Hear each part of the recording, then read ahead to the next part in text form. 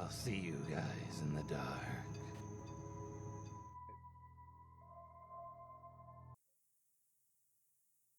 As soon as I was sure my laptop was dead, I ran to school and frantically tried to locate the quickest, most economical replacement so I would be able to continue to meet my med school's IT requirements and resume my studies. I located a Walmart about 35 minutes away, in the distant suburbs of a city I just made my home, where I could find a brand name laptop for about $250 that I could pick up that same evening. Fearing for my academic future, I forked over the dough and jumped in my car. The 10-mile drive from the highway was all used car lots, thrift stores, and double wides. I arrived at my destination with a fairly nascent opinion on what this pickup location had met my price criteria. I came in the front door of the Walmart in my usual kit, black jeans, tank top, and shades. Several different women, who all called me Baby, directed me to the electronics counter, where another woman informed Baby that Baby's laptop order would not be filled as a consequence of demand. I took off my shades. I hadn't come this far to leave empty-handed. I'd like to look at the laptops you have in stock, I told the lady. She waved her hand, and up stepped the guy. I think the reason I let him stand so close to me was the fact that his arms were half as long as the average person's arms, and it monetarily shifted my perspective. We walked over the large laptop aisle, so close that I kept kind of tripping over him. He then turned and looked me straight in the eyes, like a fortune teller or a seer, and pronounced, "Your pupils are really huge." "I take a medication that makes my pupils really huge for ADHD, I replied. "I know they're always like that." "They're really big. Are you not used to being outside during the day?" I didn't know what to do with that one. I figured it was like a foul ball. Don't follow it at all. "I used to be in law enforcement," the guy says, smiling widely. "What do you do?" Was that supposed to make me feel better? I was trying to imagine him handcuffing someone with these tiny arms. It seemed very difficult. "I'm a med student." He nodded and said something about laptops. I also said things about laptops. "So are you old enough to drink?" he asked me. I could smell his breath. Generally, dead things smelled better. "Yes." "How old are you?" 26. "Do you like horses or motorcycles?" "I actually do not like either of those things." "I used to do both of those things. Do you have a boyfriend?" He's leaning closer now. I'm so close to the laptop, I need that laptop. "Yeah, I've been with a guy for 5 years, I tell him. "Well, congratulations." He says it like we're a fucking bat mitzvah or something. He leans into the laptop cage and pulls out my desired laptop. "You're a real stand-up gal for not dumping him. You know, I was with a girl for a long time. We lived together and everything, but that didn't work out." "Oh," I said, reaching for the laptop. He smiles, and I realize he has pupils that are as big as mine, and the kind of teeth that give Appalachia a bad name. Long story short, she went to prison. "Oh, wow," I said as I clutched the laptop to my chest like a shield. "I'm sorry for that." "Are you sure you're old enough to drink?" he asks. This is awkward, so I try to make conversation. "So, what's the difference between a Walmart and a super Walmart?" "Well, they're basically the same thing, except for we sell drugs." Eyebrow movements. At this point, I broke his unnerving stare and hightailed it for the cash wrap, where the woman who called me Baby was there waiting to save me. As I checked out, the guy hung just over my shoulder and informed me that he had a pet snapping turtle. "You've got to see her. She's beautiful," he says. "Don't they, snap?" I had to try to involve the cash wrap lady in this situation. I looked at her. "Oh, they snap, Baby," she said. "But his turtle is beautiful. She's a precious little thing." "She acts just like a little kitty cat," the guy assured me. "She's brown and yellow and really big. You sure you don't want to come see her? She's in my truck." "Thanks, but I've got to go," I exclaimed before running for the front door. "Hey, good luck in nursing school," he shouted after me. "Let's not meet ever again, Walmart creepy guy."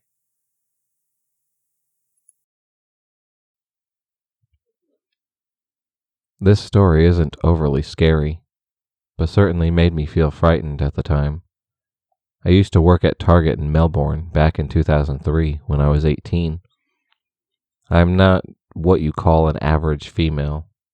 I'm 6'2", pretty tall, lots of tattoos, and not hard to miss if you come across to the checkout. A quick layout of the store. It has 3 levels, including a basement level where the DVDs were, and where I used to work a few shifts. The majority of the time, I would spend working at the checkouts. One shift, an older man with gray hair and glasses came to the checkouts. First thing I noticed is he didn't have any products to buy. He says, "Wow, you remind me so much of my granddaughter." Harmless, right? I smiled and joked about how she must have been a great girl. He then began to ask me about my family and where I grew up. Being from Adelaide, I knew I didn't know this man. It was weird, but not unsettling. Thankfully, there were customers behind him, and I politely said I needed to get back to work. He smiled and said he might bring in some photos one day to show me. I smiled, and then he left. Didn't think anything about the encounter at all after that, until about 2 weeks after, when he came back. I wasn't worried, but just annoyed being 18 and not really interested. He showed me photos of his granddaughter and family, and there was a slight resemblance. Again, being a busy store, I had a lot of work to do, and excused myself to get back to work. He stood in the store, staring at me for a long while, which I noticed, and this was making me very uncomfortable. My biggest mistake was not letting my supervisor know at the time. I didn't really tell anyone except for a friend who asked who he was. Skip to 3 weeks later, and yep, you guessed it, there he was again. But this time, he looked sad. He managed to get me aside as I was walking to my break. The photos he showed me were of a funeral. First of all, who the hell takes photos of a funeral? Anyway, he said that his daughter and granddaughter were hurt by his son-in-law, and he missed them very much. I kind of felt sorry for him, but he said something that sent shivers up my spine. "I know that you're my granddaughter. I'm so happy to have found you again." What the actual hell? My face went red, as it does when I get nervous. "I don't think so, sir." "I have missed you so much." He began to cry and grabbed my arm.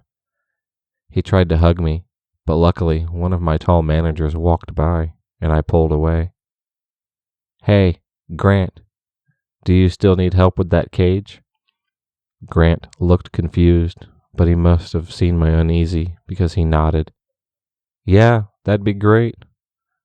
I looked back at the crying, gray old man and smiled nervously. We got in the elevator, and I escaped upstairs. I then told my manager what was happening, and they noticed how much this freaked me out. Thankfully, I didn't see this man for a few weeks. Having a week's holiday helped. A friend did say she saw him around, and he was looking for me. I came back to work, and not a week later, I came to the front registers to start my shift, and I saw him. Luckily, he didn't see me. I stopped and headed back to the elevators. I found my manager and told him what was going on. He told me to go downstairs to the basement and stay there until he came and got me. I don't know what happened except for what I was told. Apparently the man started yelling and saying that his granddaughter worked here. Started yelling that he needs to see me. The security and my manager tried for about 10 minutes to get him out of the store.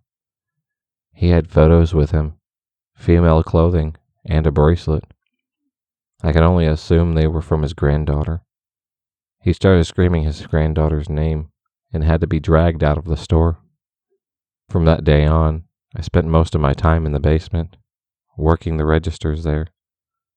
I left that job to move back to Adelaide soon after. I did kind of feel sorry for the man, having suffered such a loss. He was obviously not accepting their deaths. In saying that, though, old, gray-haired Target man, let's never meet ever again. When I was a kid, I was about 9, and my mom took me and my brother, about 6, to a thrift store. She loved going to thrift stores for some reason. Maybe it was the cheap prices, or the opportunity to find something rare. Of course, shopping at thrift stores kind of involved us going to the bad side of town. Well, on this day, my mom had begun browsing through the store for something she might find of interest when she realized that she had forgotten her wallet in the car. She hands us her keys and instructs us to go to the car and get her wallet for her. So me and my brother do just that. We go out to the car and grab her wallet and turn around to start walking back. Just as we turn around to head back to the store, we notice this dirty, homeless guy, in retrospect, an obvious addict, walking towards our direction while mumbling something. We could tell from the look of his eyes that we had his attention. My brother then tells me to just walk fast back to our mother. Being the older one, I felt the need to seem brave. I told my brother that we're fine, but agreed that I'd be best to begin walking back. Luckily, the guy was coming from the side of the thrift store, so we had a clear shot of the front door. We begin walking to the door when we hear the guy call out to us. We ignore it and keep walking. Just as we're halfway to the door, the guy calls out again, but louder and clearly directed at us as we referred to us as boys walking ahead of him. As if it wasn't bad enough that we were the only ones outside, this guy begins pointing it out and asks us where our parents are.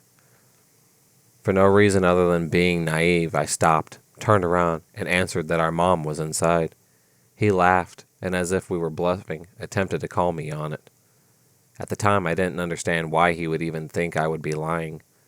My brother quickly told me to not stop walking and not answer him at any point. I felt the same panic he did, and finally understood that getting to our mom was now our first priority. The guy then began saying that we seemed like we were by ourselves, and instructed us to go with him. Obviously, at this point, I ignored him and just began walking faster towards the door. I could then hear him begin walking towards us at a fast pace. We opened the door to the thrift store and bolted through the door looking for my mom. I remember that as we opened the door, he flat out told us that going inside wasn't going to stop him, and that he would follow us inside. I felt sheer panic when I heard him say that and raced to find my mom. My brother and I remained close, but kind of spread out for the more coverage. I was having trouble finding my mom when I looked at the door and saw the guy begin to open it. My heart began to race, and a sense of hopelessness was sinking in when all of a sudden I hear my brother call out that he had found my mom. I raced to my mom and began explaining everything. She, of course, brushed it off, saying that nothing was going to happen. I look over and hear this guy talking to the front desk cashier, claiming that his 2 boys had just ran in and that he was looking for them. The lady told him that she did not see any kids run in. He then turns around and spots us. He takes a step forward us when he realizes we're grabbed on him by our mom. Now I would think that at this point this guy would just give up, but no. He calls out to my mom to ask to see if we were hers. My mom looks at him and again asks if we were her kids. The mom tells him yes and begins looking at him and then back to us, semi-surprised at the situation. The guy then says, "Sorry, I have nephews that look just like them, and I thought they were them. I just wanted to come and say hi." I quickly yell out that he was lying and had asked us if we were alone. The guy, unfazed by what I said, then turns around and begins walking out the door like nothing had happened. My brother and I began telling my mom that it was the guy that had followed us and was trying to kidnap us. My mom then brushed it off, saying the guy left already anyways, and that it was probably a misunderstanding.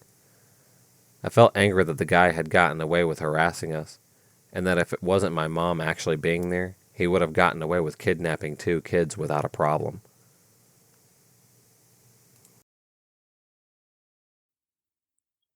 So when I was 16, I got my first job working at Target. Most of what I would do is walk around the store, tidying up and stocking shelves. It was a pretty easy job. One day, I was stocking food when a guy comes up to me to ask where a product was. I told him, and offered to show him where it was, so I walked him over and then started to leave. He was like, "Wait!" Assuming he needed more help. I went back over, and he immediately started grilling me with questions. "How old are you? What ethnicity are you? Where do you live? Do you always work here?" And to my dismay, "When do you get off work today?" He had a really creepy, unsettling smile, and he was vaguely cross-eyed, which in this situation just added to his creepy vibe. I just said I didn't know when I would get off work and deflected most of his other questions and walked away. A few days later, he appeared in the store again and found me. I was scared when I saw him, and he again asked when I would get off work. What was I doing after work? I again said I didn't know and started to walk away again, but he followed and started telling me that I was so beautiful, just like his wife. He was getting really uncomfortable, so I tried to find a coworker and talk to them to try to get away from him, or at least have someone else witness his weirdness.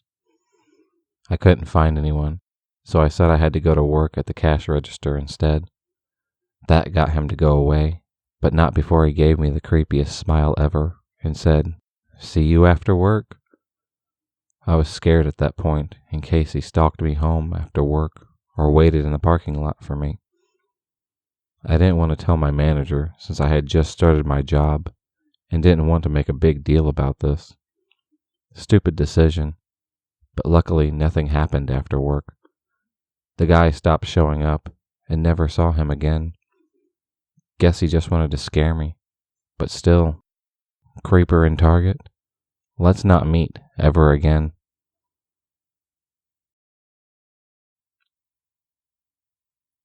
So it was 9:15 p.m., and I was stocking the shelves in the grocery section of the Target like I always do.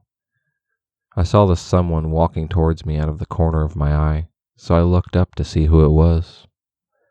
This guy in a leather jacket with tons of patches on it, including a huge one that said FBI, was walking towards me. I looked back at the shelves and continued organizing the boxes.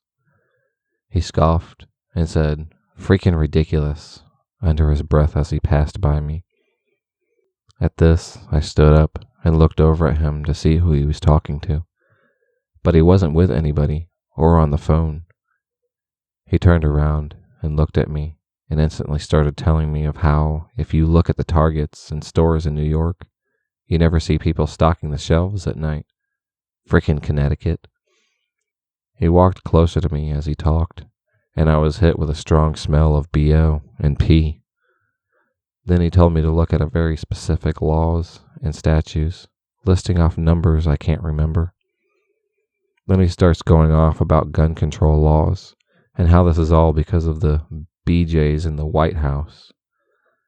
By this point, he was screaming every sentence and not making eye contact as he walked away from me towards the seasonal section. He kept yelling even after he was far away from me, wandering around the store yelling at other team members about his frustration. I quickly walked a few aisles away as I called for my manager on the radio. I explained the situation to her, and she shrugged it off, just telling me to stay away from him if possible. My coworker approached me a few minutes later to tell me that he saw him too, and he might have had a gun on his waist. It was 9:20 by now, and we clocked out by 9:30. Both of us still had tasks to finish, but we didn't care. We were clocking out early and getting the hell out of there. Who cares if our boss gets mad? We both wanted to get out as quickly as we could and just go home. Now I was just thinking, no matter how annoying it seemed, I'm glad my manager didn't confront that man. That guy seemed very angry and unstable. If he was really armed, I don't know what he would have done if someone confronted him that night.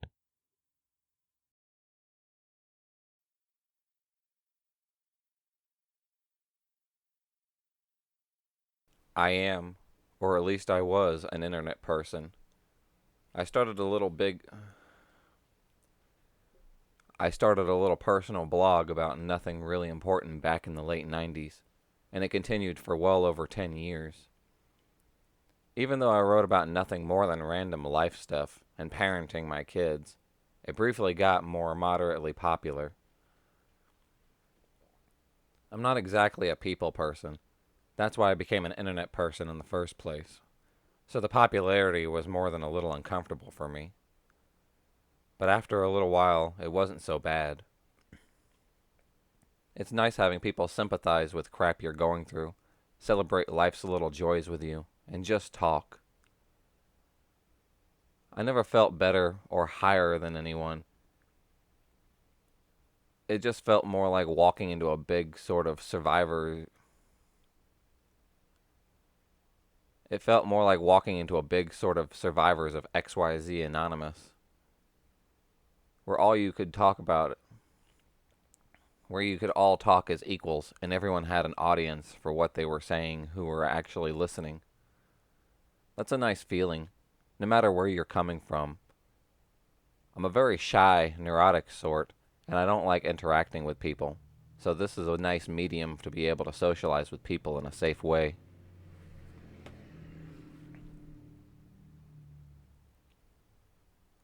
What isn't so nice is the side effects of any sort of popularity.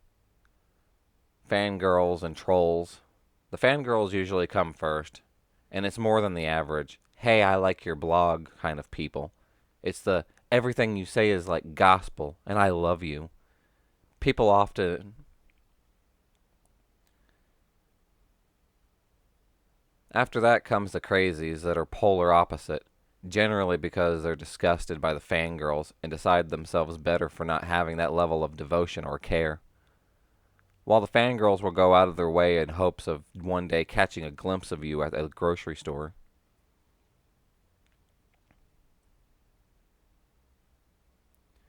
And while the fangirls will go out of their way in hopes of one day catching a glimpse of you at the grocery store, the trolls will go out of their way in hopes of one day finding some random thing you said to twist into a barely believable story to call CPS over, so they can giggle while you undergo a traumatic... I'm a stay-at-home mom, so most of my errands get done in the middle of the day when stores are less busy. The other day, I'm in Target with my 3-year-old son, and we eventually end up in the toy section. I'm slowly following him up and down the aisles, occasionally reminding him Christmas is coming every time he says he wants or likes something. I've got an eye on him, but I'm also checking out the weekly ad and texting my husband. I notice a guy who keeps leaving the aisles as we begin to walk down them, but repeatedly walks past the end of the aisle. Older guy, beer gut, early 60s. Unfortunately, choice as facial hair as he has a porn stash. He cannot pull off very well. My guard is up now because he wanders too many times and keeps glancing at my son. We get done in the toy aisle, look at some Christmas decorations, and eventually head to the registers. I end up letting him pick out a toy car because he is having a good day. I notice the same guy in line a few peoples behind me, but he moves to a newly opened lane a moment later. We take our cart and head to the in-store Starbucks because Mommy deserves a treat too. I sit my son down at a table with his car and park our cart behind his chair. I make sure he knows I'm getting up to order, and I'm literally 8 steps away from him, and he's talking to me the entire time. I go sit back down while I wait for our drinks, take a glance around, and don't see porn stash, so I start to think maybe I was just being a little paranoid, and start to come up with reasons this guy could have kept crossing our path. Our order is called again. I'll tell my son I'll be right back. In the 15 seconds it takes for me to go up, answer the barista's question, and turn around, porn stash is standing next to my child, talking to him. I all but leap in front of him, putting myself in between them, and push my son closer to the wall. I growl at the guy to move back, and he takes 1 step back and makes some excuse about just wanting to talk to my son about his toy. My son, hearing my scary voice, as he calls it, is now under the table, and I can feel myself baring my teeth at this creeper. A manager rushes up and asks me what's wrong. I tell him I've noticed this guy hanging around my son and I, being way too close while I'm getting our drinks. The manager demands the guy to leave, which he does quickly, as now the entire cafe is staring at him. So porn stash guy, let's hope we don't ever meet again. I was out one night, having myself a little shopping trip for a weekly grocery pickup at my local Walmart. I actually prefer shopping late at night, as I am not really fond of crowds or people, and it's very quiet around 1 a.m. in a relatively small town. I had bought myself a pack of cigars, and decided to have one in the parking lot before going home.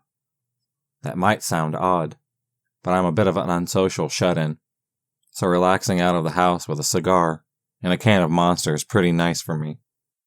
I was leaning over the hood of my truck, puffing away when I heard a rather beat-up sounding truck pull in a couple spots behind me. At first that wasn't really any sort of big deal, as I live in the South, and beat-up old trucks are everywhere. After the truck shut off, I could make out two people holding a rather heated conversation. At this point, there's still nothing to worry about, but I start carefully listening to their conversation. One of the guys was rather angrily berated, as he had apparently tossed something out of the window on the highway. That's strange, but as he went on it revealed more. Apparently upon seeing the lights of a police cruiser coming up behind them, the one guy had pitched a rather sizable bag of drugs out the window. The anger of the two went on to complain about how that was all the money they had, and now they had nothing to sell. Once again, this isn't really anything out of the ordinary from where I live, and not wanting to attract any attention to myself, I refrain from looking back at them, and pretend to ignore them while smoking away. Then the quieter of the two, who I assume was one that had pitched the bag, said they would simply need to go rob some people in order to get another batch. At this point, they had my full attention, as there was an officer stopped at the front of the store who I would inform of the situation after they drove away. Things took a bit of a sudden turn when the quieter of the two said, "What about him? He looks like he has money." I'm literally the only person standing out in the parking lot at this time, and it doesn't help that I was parked at the back of the lot. I heard the rather squeaky door of the truck open and then close, and the distinct sound of an assisted opening knife pop open slightly covering by footsteps. I adjusted my position and swapped my cigar to my left hand, intentionally rotating my right hip towards the individual approaching me. Moments after, I heard the footsteps stop and begin headed in the other direction. Thankfully, I do live in a state where open carry of firearms is illegal, and being a rather paranoid person, I always carry my 1911 when I leave the house. Getting back into the truck, I hear the quieter one start the question why he turned around, being abruptly cut off with, "Do I freaking look like I want to get shot?" Now taking advantage of the change in situation, I turned around to get a good look at the two. Unfortunately, both of them noticed a bit too quickly, and covered their faces. The guy in the driver's seat, who had gotten out to approach me, started the truck and drove away way too fast for me to be able to grab a license plate number in the dim light parking lot. I did go and pass on everything that happened to the officer who was sitting in front of the store, but I doubt anything came out of it due to how little information I could actually pass on. Unfortunately, this event has made me even more suspicious of people, to the point where I actually started sleeping with my pistol under my pillow. Part of me wished I had got back in the truck and left when I first started realizing that they were saying. Part of me wonders if I might have saved someone else some trouble by targeting the wrong person that night. I just hope I never run into those two ever again. I used to work at one of those 24/7 Walmart supercenters. I was right out of high school and worked as a cashier for 2 terrible years where I was subject to all kinds of abuse from customers and coworkers alike. I mean, I was screamed at, slammed onto a register face first, groped, and even farted on once because this old lady was mad that oranges were priced each and not by the pound. However, the time that sticks out in my head the most is the time a customer tried to follow me home. I had just started my shift, and the second I got on register, I had a line about 10 people long. For some reason, the Walmart I worked at never had enough registers open, so people were usually mad and impatient by the time they got to me. I get right to work and keep a smile plastered on my face while making a minimal mandatory small talk.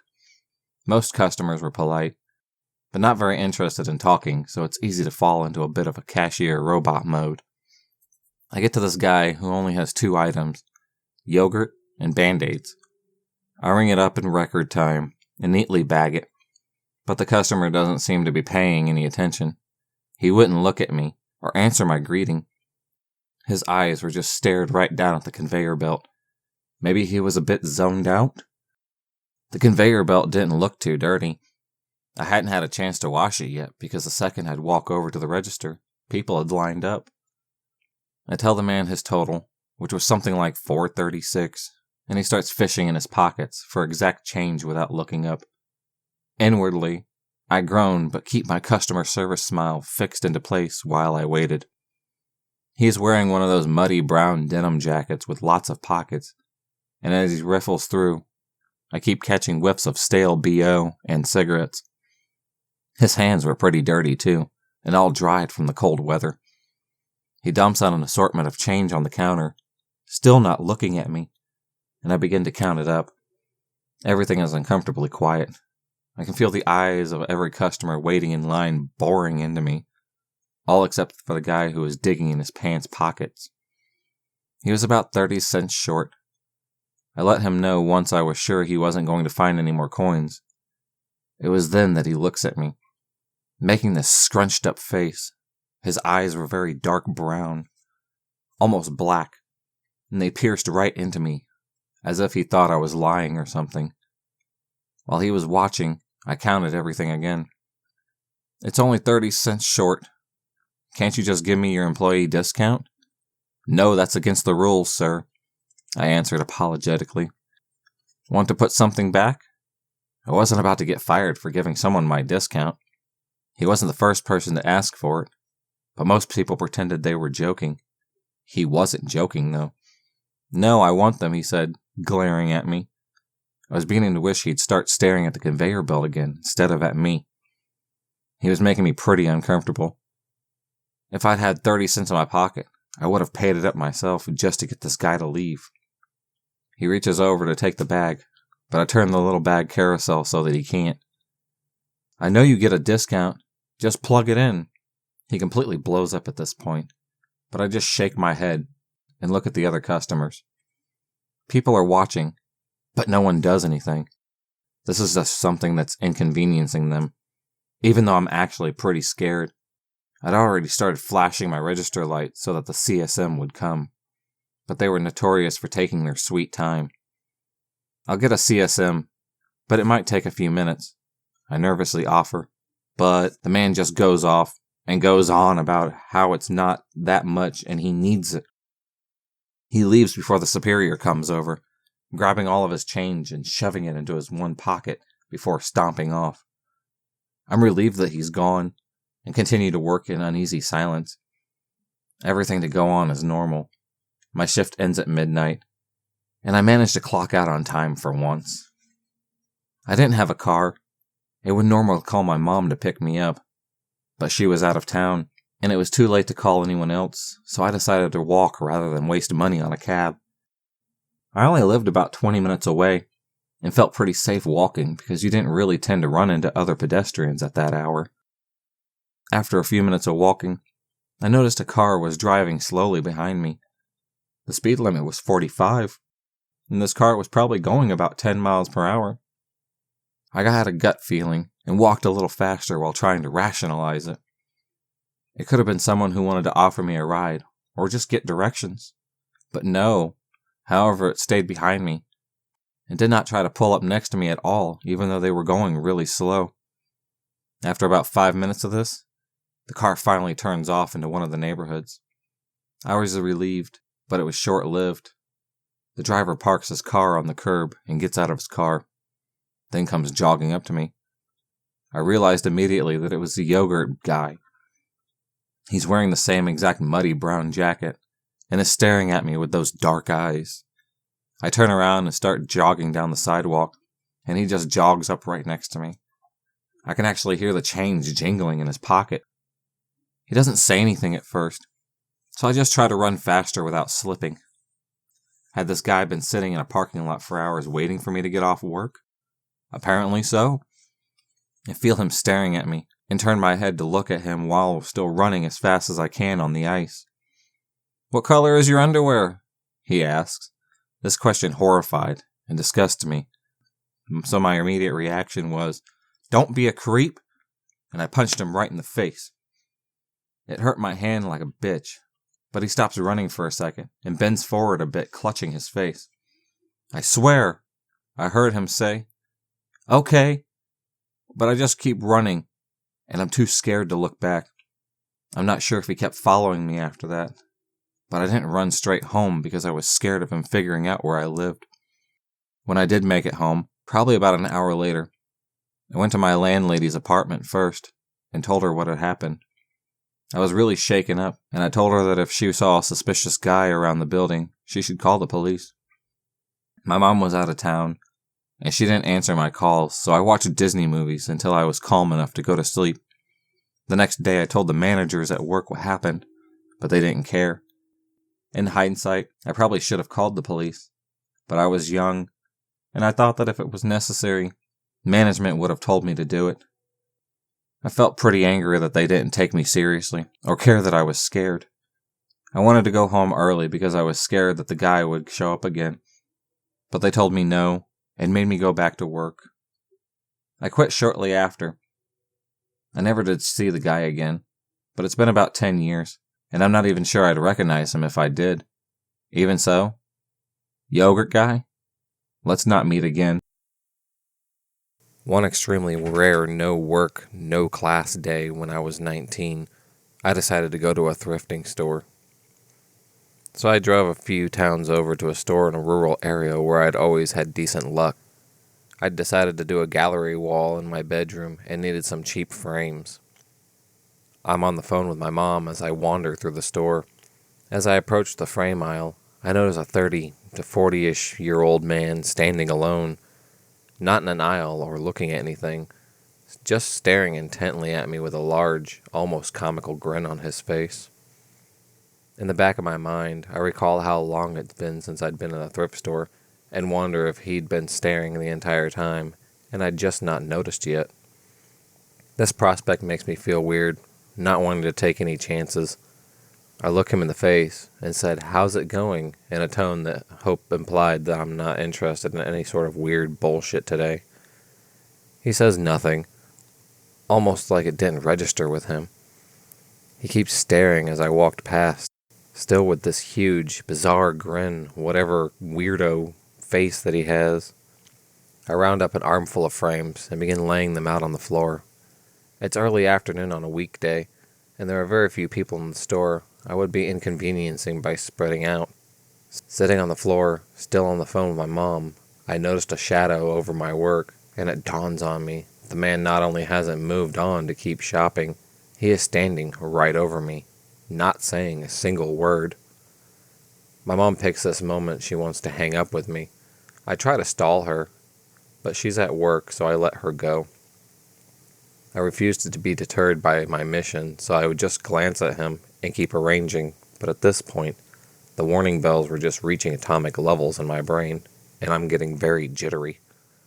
I've never had this reaction before to a stranger acting strange, so something was definitely wrong. Still grinning and staring, he finally says, "You're pretty." "Thanks," I reply. "Where do you go to school?" I'm so nervous at this point, I actually blurt out the truth. There are 14,000 students at my university, I think to myself. He doesn't know who I am. He'd never find me if worse came to worse. He doesn't say another word and continues to stare, still grinning. My warning bells are becoming so loud I can't focus anymore, so I gather whatever I had on the floor and stand up to leave. Pretending to answer my phone, 19-year-old me wouldn't have dreamed of abandoning a conversation without a polite exit, even with a weirdo like him. And I straight up turned and left this guy. I make my way to the checkout and pray he wouldn't follow me to wait in line. He doesn't. He actually leaves. Oh, thank God, I thought. Why are some people so oblivious to the social awkwardness? More so, why was I so freaked out by this dude? It's not like he was the first creeper to ever creep me out. I stand on the longish line expecting my purchases, a little impressed that despite my distress, the haphazard grab I'd made yielded some decent finds. It's important to note that at this point there is a main entrance at the front of the building and a side door extension to the corner at the front door. The parking area is an L shape surrounding the exits. My car is parked smack dab in the corner, between the two exits, where I point in the store you cannot see my car. I let my gaze drift over to the side exit, where I see the man walking through the parking lot. There he goes. Fucking weirdo.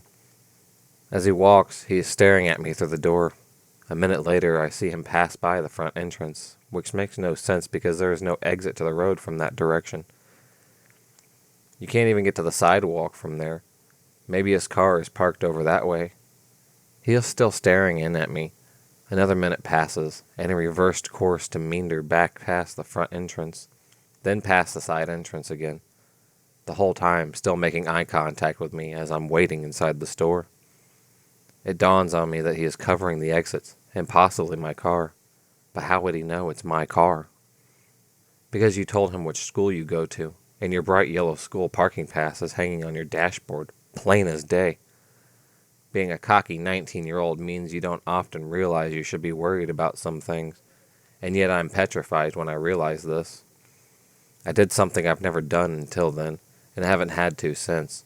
Red-faced and flustered, I told the cashier because I didn't know what to do. She immediately offers a male employee to walk me to my car, and before me appears a high school friend whom I'd forgotten worked there. He grabs my bags and walks me to my car, where the man is standing by my driver's side door. My friend loads my things into the back seat, actually having to motion this guy out of the way, and we make a few words of small talk while the guy stands awkwardly in our conversation, trying to appear casual and unsure on how to proceed with whatever he was trying to do. He never says a single word.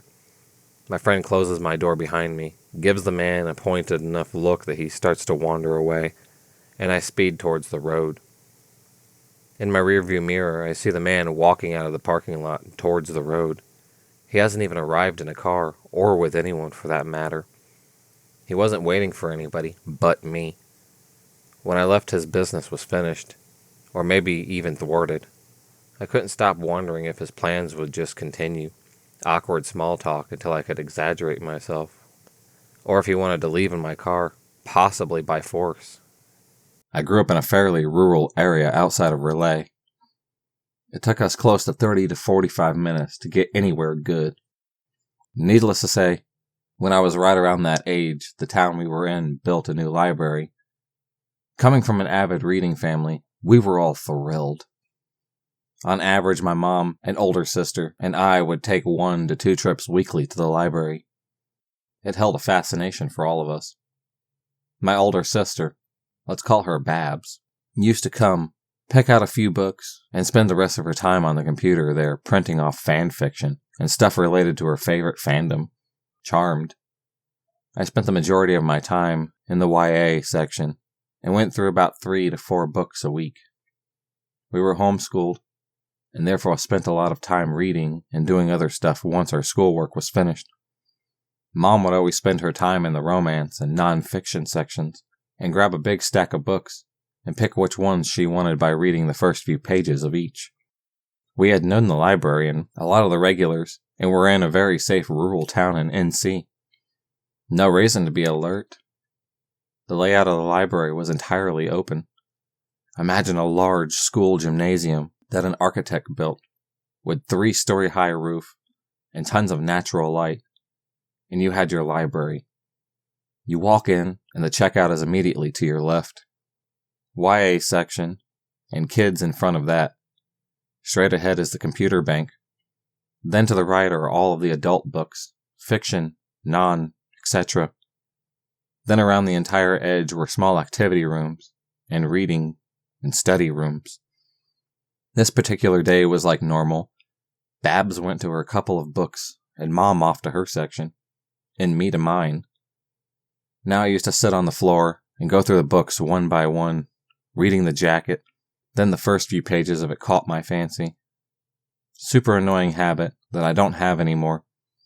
I remember being camped out on the second aisle closest to the door for a while, and then feeling like I was being watched. Keep in mind, I was in the young adult section. I didn't pay too much attention to it until I decided I had gotten through enough books on that shelf, and I wanted to switch to the other side of the bookshelf. I stood up to walk to the other side, grabbed the couple of books I had chosen, and become aware of this dark-haired fellow at the end of the aisle, a book in his hand, not reading, just watching me. It was like he was staring past the book and watching me. I didn't pay much mind to it and moved to the next aisle over. A few moments later, he had followed. I figured that was probably another teen and was looking for books, so I kept sitting on the floor and reading book jackets until he had gotten closer. It all happened very quickly, where one moment I was reading book jackets, and then he moved to the same aisle as me. I had brushed it off. I almost had enough books at that point to make it to my next library visit, and one computer for 5 people in our house, and books were my joy and only entertainment, so I was very serious about it. I guess I lost track of time for a minute, and when I looked up, he was still watching me. At that point, I got creeped out to the point I had goosebumps. So what did 11-year-old me do? Try to find my big sister, of course. I tried to casually get up with my stack of books and exit the aisle. I had to pass by him to get to where the computers were. I tried to pretend I was interested in the top book of my stack. However, I caught his eye. That's when I realized he was probably in his late 20s, early 30s, and should not be in the young adult section of a library. I tried to find Babs, because she could have been where I left her at the computers. But lo and behold, she was not there where I left her. This is pre us having cell phones. No one in my family had had one, except Dad for work. So then I start to panic. Because when I turned back to the YA section, the dude was still clocking me. I scanned around and don't see Mom anywhere. I kept walking to the grown-up section and scanned down the aisles until I found Mom sitting in a corner in an armchair reading. I beelined for her. My mom is probably the coolest cucumber on the planet. When my dad passed away, she just called me and let me know he was in the ambulance. It was not alive, but that I needed to come to the hospital. She also has never overreacted to anything in life before. Here comes severely panicked me, trying to play it cool. I sat down at her feet and explained what transpired. She figured it was my overreactive imagination and told me to stick close. Then we talked about my books and if we should go to Walmart or not this trip. Maybe Waffle House for lunch sounded better, or the Mexican restaurant in the shopping center Walmart. I was also very excited to get my Barbie a new set of dresses because I had just received my allowance. We decided we'd just get groceries at Walmart and then eat at home. Now, whenever we did our library run, we would also hit Walmart for groceries and normal house supplies, and the occasional toy for me. My grandparents used to give us an allowance every month for fun stuff. Mom and I led back to the YA section. Creepy guy was gone.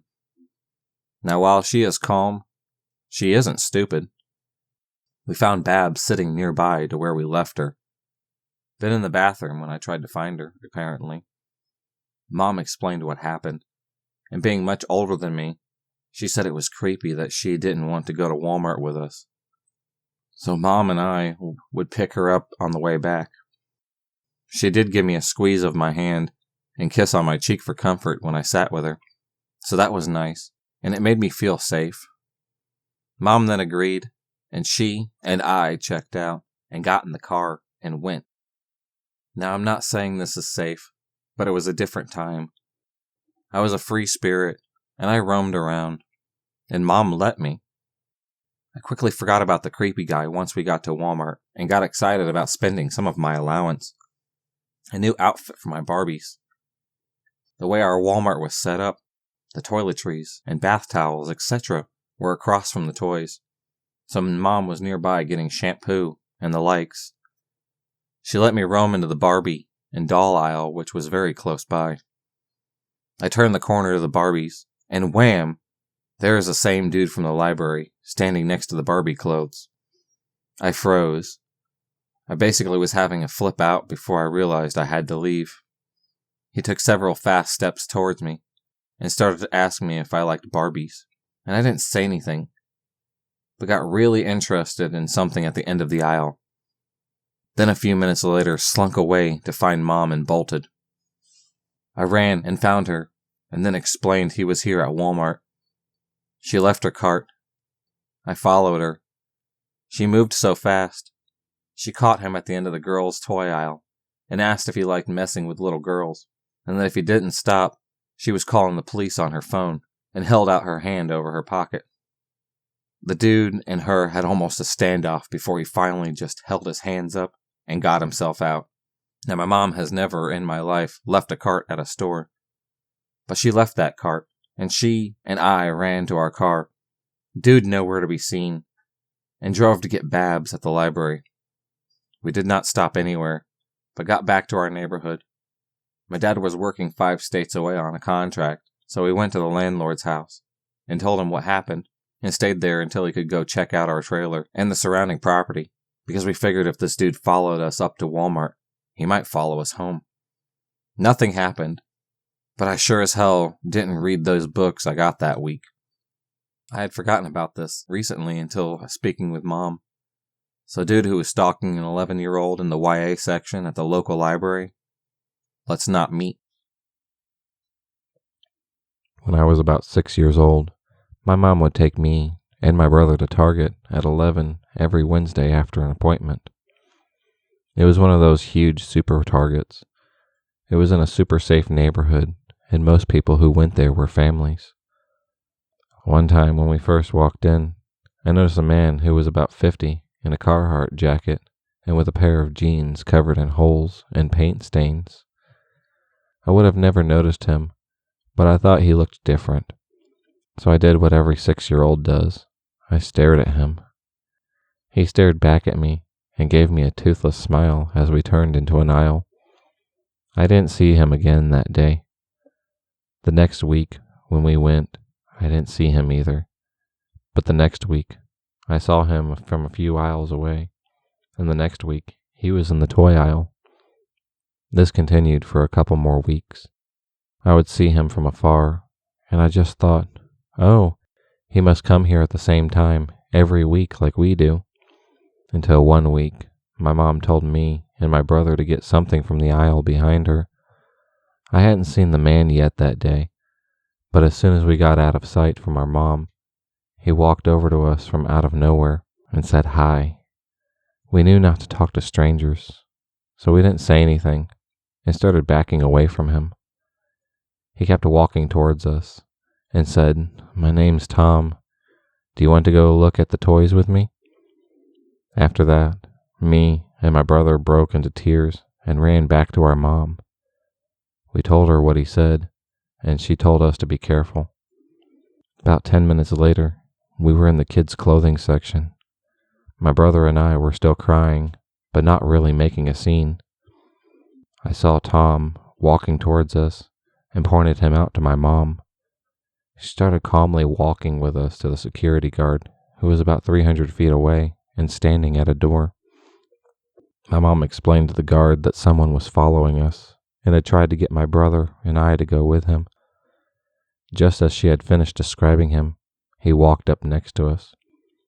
He started loudly talking to the guard, and I have no clue what he said. But then he looked at my brother and I and said, "What you crying fo?" That made us cry even harder. The guard told him that he needed to leave, but not before Tom reached down and started to unbuckle his belt and said to my mom, "Chu need dis? Chu need dis?" To which he was promptly taken out of the store and told him to never come back. I never saw him again after that, but I still don't like going to that Target. I live in a major metropolitan area and try to practice keen situational awareness and stay aware of any present danger. Alright, that was putting it lightly. To be honest, I have seen some shit, and I am paranoid. I am a petite woman who has looked 16 for the past decade, and therefore I'm a target for creeps. Depending on what part of the city I'm going to or how late I plan to be out, I sometimes strapped a fixed blade hunting knife to myself.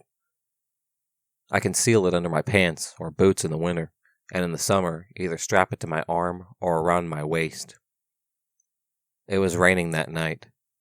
I was wearing an oversized retro windbreaker I had just found at the thrift store, and the knife was in my purse. The humid DC summer made my skin sticky, and the thought of having a sheath around my arm was very unappealing. I got onto the metro towards home, but the conductor announced that the train was going to go out of service on the stop before mine.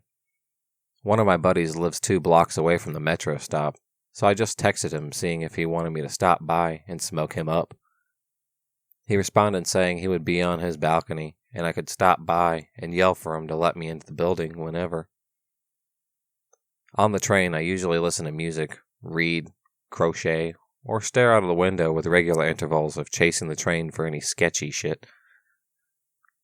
Once in a blue moon, people get robbed on the metro, and if I see packs of teens or people moving up and down the aisles without sitting down, I pack up my stuff and tuck my bag underneath myself. It was right before rush hour, and the train was fairly full. I didn't see anything unusual until I noticed a guy who looked sort of out of place sitting across the aisle facing me. DC has people from all over, and people rarely, if ever, stand out to me as looking suspicious or unusual. But something about this guy triggered my spidey senses.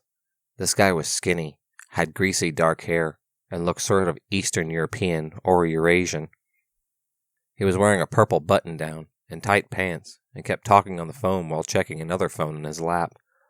I speak Russian and know some Spanish, and can get the list of similar languages. I could tell he was speaking Italian and describing a small female with brown hair and a jacket. He also kept saying sola, which really got my attention. Solo/sola means alone in many languages. I got really anxious at that point, and my heart started pounding harder every time he just looked over at me. Best case scenario, he was just some slimy dude describing me to his friends.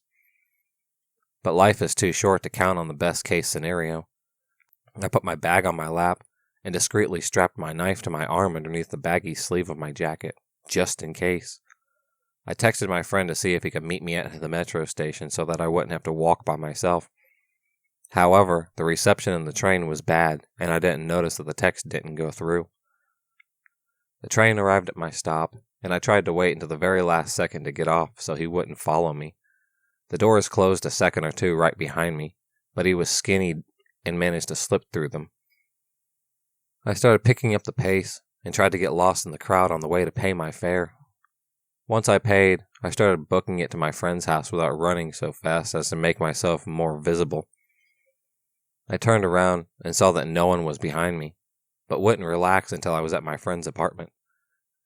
There was a big burly guy who lived near my friend's building who would blast 80s jam and work out on his porch every evening. I prayed that he would be out there by the time I passed by his house so that I could just chill there for a second and call my friend. I walked by his house, but he wasn't there. I heard footsteps behind me, and I turned around. As I feared, it was the purple shirt guy gaining on me. I started running, and in my panic, I didn't notice that a car was stopped in the middle of the road a few feet ahead of me with the side door wide open. The guy caught up to me and lunged his hands around my waist.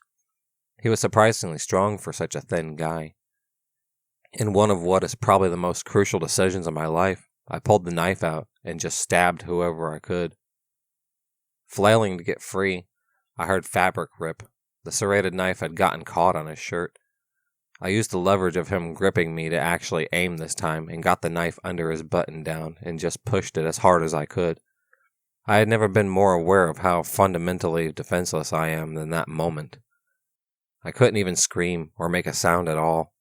It was like I had gone completely mute, or I'd been holding my breath or something. I had no idea how deeply I cut him or how injured he was, and honestly, I don't really care. He dropped me for a second, and I ran across the street, almost getting hit by a passing car, up to my friend's apartment. I noticed an empty cop car sitting next to my friend's building and got incredibly paranoid. At the time, and probably still, my instinct was the police would care more about me having a knife on me than almost getting kidnapped.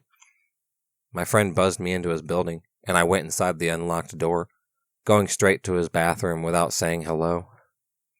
I washed my knife and the scrapes I had gotten in the struggle. I looked at myself in the mirror, and for some reason decided not to tell my friend what had happened. I sat with him on his balcony and hung out and laughed as if nothing went down. I can't really tell if I was shocked or just desensitized from the city, but to this day, I only occasionally have moments where I realize the gravity of what happened. To the psycho in the purple button-down, I'm not sorry I stabbed you, and let's not meet ever again. I was about 13 and shopping in Target one day with my mom. It was really an average day, and I always wander into different aisles and meet up with my mom later. Not really a big deal. I'm in an aisle, and this woman I don't know comes up to me and gives me a hug. I am Hispanic and have a huge extended family, so it's not uncommon for strangers to greet me like this. I expected her to tell me how we knew each other, but she became emotional and wouldn't let go of me. She also called me by a different name. I realized then she had me confused. I can't remember the name. Let's say Eliza. She said, "Eliza, it's you, baby. I have missed you so much." I decided to explain to her that I wasn't who she thought I was. I thought we'd laugh it off, but then things got really dark. Eliza was the name of her dead daughter. "Baby, you died. Why did you die? You're my firstborn. How come you aren't dead? Where have you been?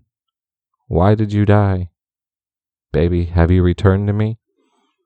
She was thoroughly starting to freak me out, and the more I insisted I was not Eliza, the more convinced that she was. "Of course it's you. I would know that face anywhere." She smiled at me like I was being silly. A mother knows her daughter's face. "My sweet daughter, your mother has missed you so much." And she didn't seem crazy. I looked at her for signs of insanity, but she was well clothed and had normal hair and nice makeup on, a regular shopping basket full of everyday things. More than that, I can feel she genuinely believed it, in a sober, non-crazy way, or at least that's how it seemed. I was so freaked out by her being convinced about me that I even began to doubt myself. I made an excuse and ran away from her and found my mom. I told her the story, half expecting some revelation about me being Eliza, or maybe some explanation somehow, like a relative who had passed away tragically that I have an uncanny resemblance to. I realized when I saw the look of fear and horror on my mom's face that the whole thing was just this woman being crazy. My mom isn't a very protective mother, but not very nurturing either, and I was 13, but the entire rest of the time at the Target, she held me really close and made sure I didn't leave her sight. That stayed with me for a while. I was afraid other people in Eliza's family would come up to me insisting I was their dead relative. Thankfully, it never happened again. Let's not meet ever again, crazy lady. For a bit of context, I'm a 20-year-old female, 5'2", and about 125 pounds. My mother is 45, 5 foot nothing, and would blow over in the wind. We both look much younger than our actual ages, and due to that and small structures, have had our fair share of run-ins with creeps. I tend to carry a small arsenal on me at all times because of this. Pepper spray, a taser, pocket knife, and a small dagger, all inside my purse, so I tend to be pretty confident I can handle myself. This particular night was the worst we've experienced with creepers so far. My mother and I were grocery shopping at our usual Walmart. It was later on in the day, around 7 p.m., something we try to avoid because, as she said before, fair share of run-ins with the creeps. We'd just pull into the parking lot and begin our trek inside when I spotted 5 young men, older than myself, but still young, standing outside the door and laughing, smoking right there by the front door. I pay no mind when they glance at me and my mom, and we walk inside for the carts. The men all head inside now, and again I shrug it off, but I keep a mental note of their faces.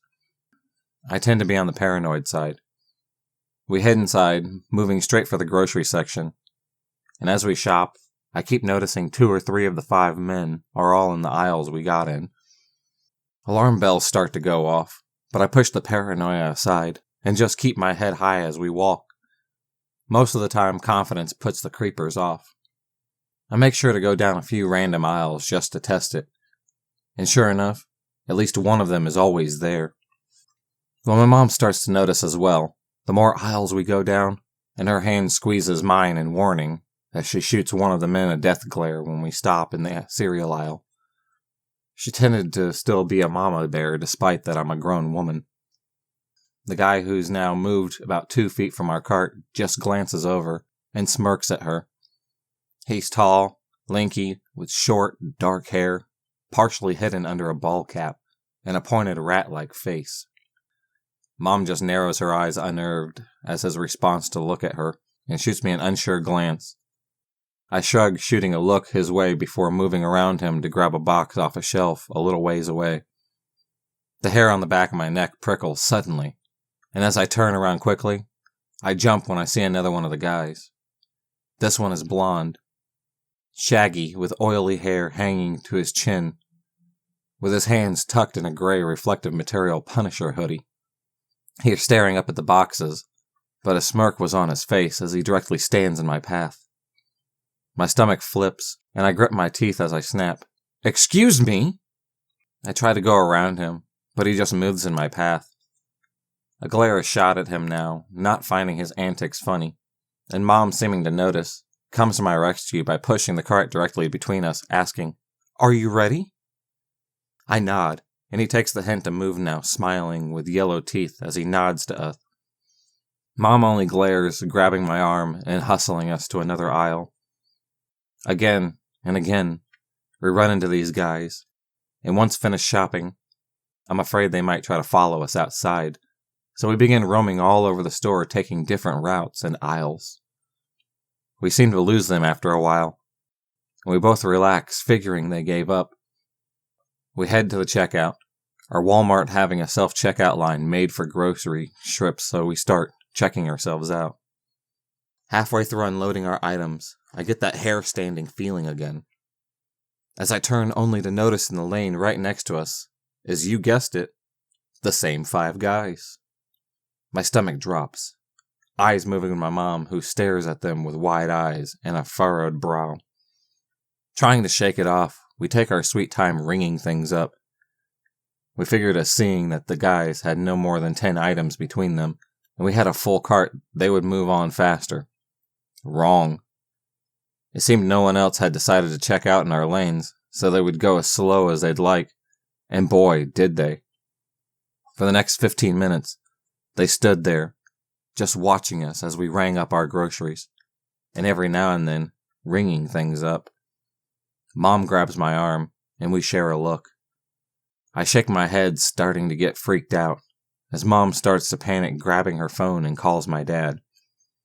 In her state of panic, however, she turns and wanders a few feet away. Not her best moment, she admits. And when I turn to ring up the last of our things, ball cap guy is standing right there. We stare at each other, him grinning with gross stained and messed up teeth. I only glare, dropping the chicken in the bag before reaching for the last item and ringing it up, still glaring at him in a stare now. Mom, now off the phone, hurries back over, only to see ball cap guy standing there while the other 4 sit on the benches, located just 3 feet away, watching us.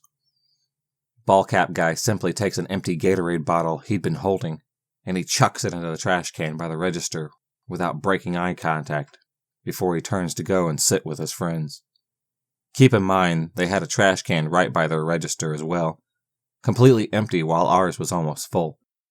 Mom and I, knowing what to do, started fiddling around, hoping they'd get impatient and leave. Nope.